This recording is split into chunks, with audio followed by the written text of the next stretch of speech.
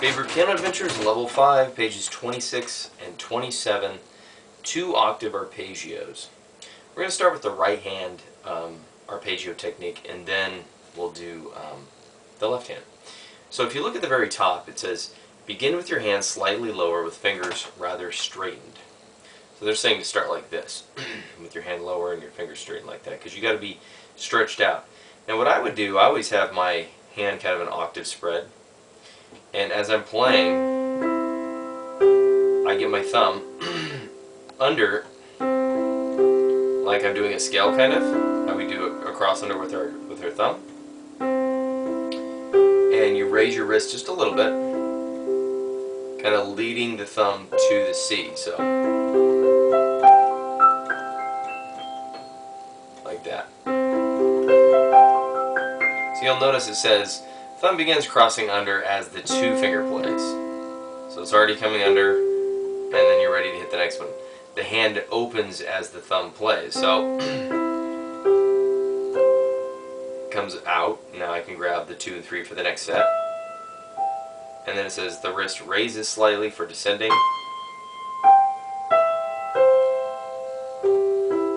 So that's basically how I do it. So all they want you to do in this is, I keep my fingers curled, but if your hand's smaller you might have to stretch and play flatter, is try to lead your wrist as you're going to cross your thumb under. You can see how not only am I pivoting off my 3rd finger, but now right as I get my 3rd finger there, my thumb is just about on C already. So your thumb kind of needs to be moving immediately and at the same speed at which you're playing. So now that's what I would practice, is getting that thumb and playing evenly. And then crossing over. And then maybe adding the next one. Like that. You don't need to do pedal. It just makes it sound a little smoother. And then all they want you to do on this page is play in different positions. So it started with G, and then it goes to D. We've got 2 sharps, and then A,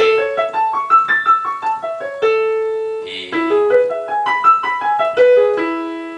and then B. Now this one we've got 5 sharps on this one, so as you're crossing under, remember there's a B major, there's a B major, and then hit your B. So,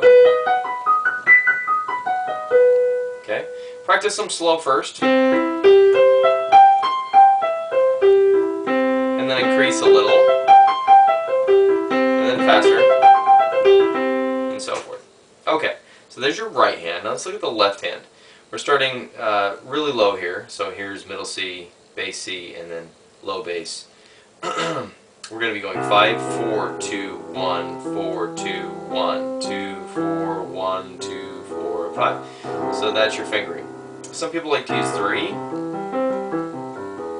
But do what the book says for now. 5, 4, 2, 1, 4, 2, 1. Same thing, as we're doing this and we're coming here, my wrist is leading this direction, and then my 4th finger comes across. A lot of people do this the wrong way. They go like this. They hit their thumb and then they do this huge pivot. You see my arm and my elbow sticking out.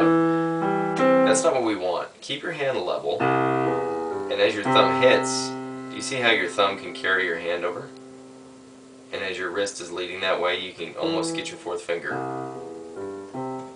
in position. So the hand is basically traveling up the piano. A lot of people stop here and they get stuck. Then they try to make this huge move. That's not what we want. The hand is actually kind of moving across your thumb to land your 4th finger in that position. Okay? So do it slow at first, and then a little faster, and we're going to do this again in every position. So you're going to do a G, and D, and so on. So same fingering for all, except when you get into the sharps. So the 5, 4, 2s are going to be when you have no sharps. And then in D, they want you to use the 3. So there's my 3. You can do it with your 4, but it's a little more awkward, so your 3 is better. So you're going to be doing, for D major, A major, E major, and B major, you're going to use 5, 3, 2, 1. G major and C major, you'll be using 5, 4, 2, 1.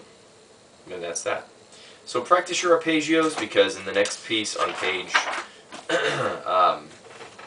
28 and 29, the whirlwind, we're going to be doing arpeggios in the right and the left hand. Alright, good luck with that.